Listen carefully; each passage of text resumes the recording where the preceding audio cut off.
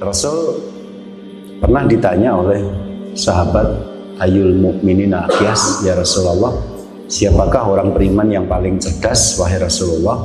Maka Rasul menjawab, aktsaruhum bil mauti dzikr. Orang beriman yang paling cerdas itu adalah orang yang paling banyak mengingat kematian. Wa asanum lima ba'da istidadan, dan yang paling baik persiapannya untuk hidup sesudah mati. Mengingat mati menjadi salah satu tanda kecerdasan seseorang, karena kematian itu bisa memutus semua kesenangan-kesenangan yang kita dambakan di dunia ini. Ada seorang ulama mengatakan, anggaplah dunia itu ada di genggamanmu dan ditambah lagi yang semisalnya. Anggaplah timur dan barat itu datang kepadamu, namun jika kematian telah datang kepadamu, maka apa gunanya yang ada di tanganmu tersebut? Ini adalah Ibnu Samak Muhammad bin Subair rahimahullah. Habid dunya fi yadaika wa mithlaha lumma ilaik. Ya.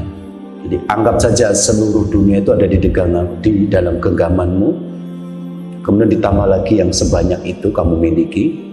Anggaplah seandainya timur dan barat itu semuanya datang kepadamu, namun kalau tiba-tiba kamu mengalami kematian, apalagi yang tersisa, apa gunanya yang kamu miliki itu?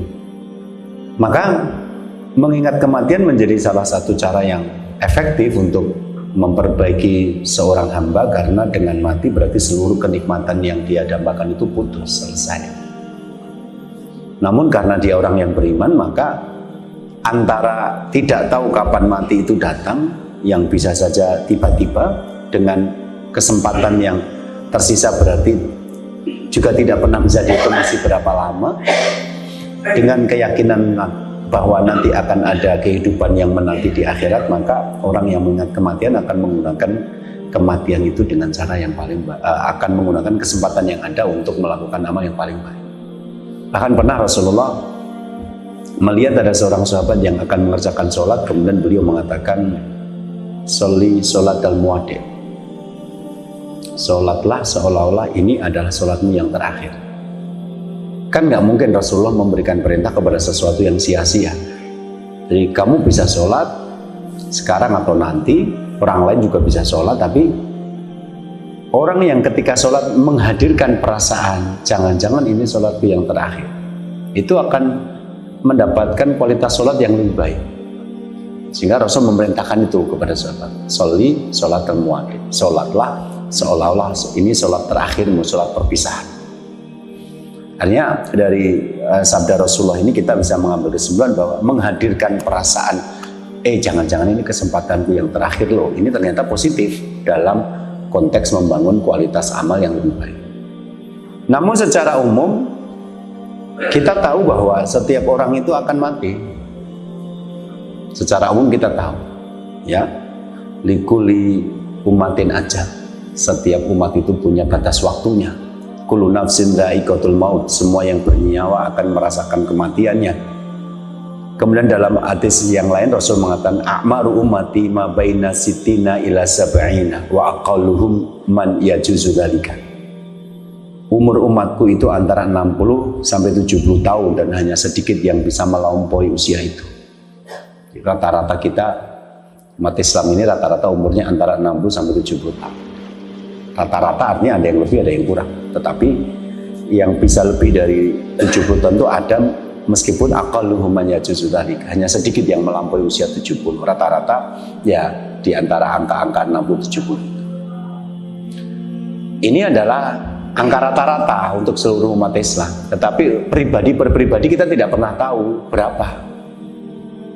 Misalnya seperti di dalam surat Luqman ayat yang ke-34, Allah berfirman di sana, wa ma tadri nafsun madza taksibu ghadan wa ma tadri nafsun bi ayyi ardin tamut. Seseorang itu tidak tahu apa yang akan diusahakannya besok, dan seseorang itu tidak tahu di bumi mana dia akan mati. Kita semua nggak tahu besok itu kita melakukan apa, itu kita nggak tahu. Paling kita hanya membuat rencana bahwa akhirnya ada di antara rencana-rencana itu yang Allah takdirkan bisa terrealisasi. Alhamdulillah, qadarullah, Allah menakdirkan terjadi. Tapi jujur saja banyak di antara rencana-rencana kita tuh yang akhirnya juga tidak bisa kita jalankan. Hanya rencana tinggal rencana. Manusia tidak tahu besok akan melakukan apa. Karena itulah maka kalau kita berniat melakukan sesuatu, kita disunahkan untuk mengucapkan insya Allah jika Allah menghendaki.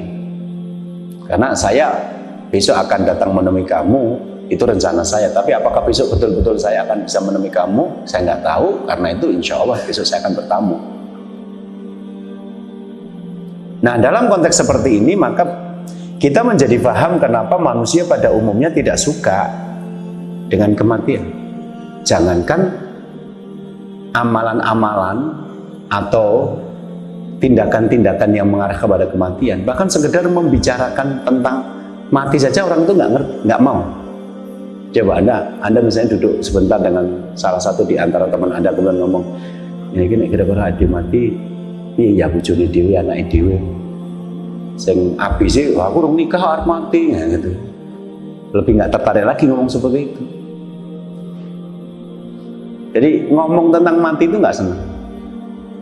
Bahkan kalau kita jualan herba itu yang kita manfaatkan isu-isu sensitif. Kalau kamu nggak minum ini sakit terus mati loh, gitu loh. Kamu harus minum ini loh agar biar umurnya lama loh, gitu loh. Yang kita jual itu seperti termasuk asuransi itu kan menjual cerita-cerita sedih tentang orang yang menderita dan mungkin sakit atau terancam kematian. Jadi mulai kita olahraga, mengkonsumsi herba secara rutin, kemudian milih-milih bahan-bahan makanan yang organik, yang tidak mengandung pestisida atau tidak mengandung insektisida, kemudian kita mungkin membiasakan untuk jalan kaki, kemudian kita tidur harus 8 jam dan macam-macam. Semua yang kita lakukan itu kan pengennya hidup lebih lama sebenarnya. Maka jangankan kok membahas tentang mengamalkan amalan-amalan yang menuju kematian, sekedar ngomong mati saja manusia itu tidak suka. Allah berfirman kepada kita dalam surat Al-Jumu'ah ayat yang ke-8, Qul innal mauta alladzi tafiruna minhu fa innahu mulaqikum. Qul, katakanlah Muhammad, innal mauta, sesungguhnya kematian itu, alladzi tafiruna minhu, yang kalian lari daripadanya. Jadi manusia itu lari dari kematian, pengennya nggak mati, pengennya hidup lebih lama lagi. Kalau perlu, kata Al-Quran yang dinukil oleh Khairul Anwar, 1000 tahun lagi. Tafiruna minhu, kamu akan lari dari kematian. Tapi sejauh apapun kamu mencoba lari dari kematian, sejauh apapun kamu menghindari pembicaraan tentang kematian, fa innahu mulaqikum, dia tetap akan menemui kamu. Bahkan seandainya kita bersembunyi di sebuah benteng yang kokoh, sebagaimana surat An-Nisa ayat 78, Ainama takunu yudrikumul mautu walau kuntum fi burujim musayyadah. Dimanapun kamu berada, maka kematian itu akan menemui kalian meskipun kalian berada di dalam benteng yang tinggi dan kokoh. Dimanapun kamu berada, kamu nggak tahu kematian ada di mana, tapi kematian tahu kamu ada di mana.